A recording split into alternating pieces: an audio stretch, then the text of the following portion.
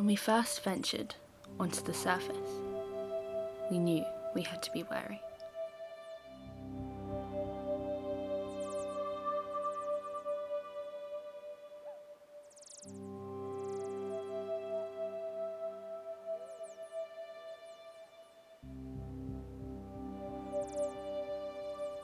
We saw great cliffs of chalk and had visions of journeys across the sea, of huge piles of white gold made by seabirds and bats, fuel that hollowed out the world.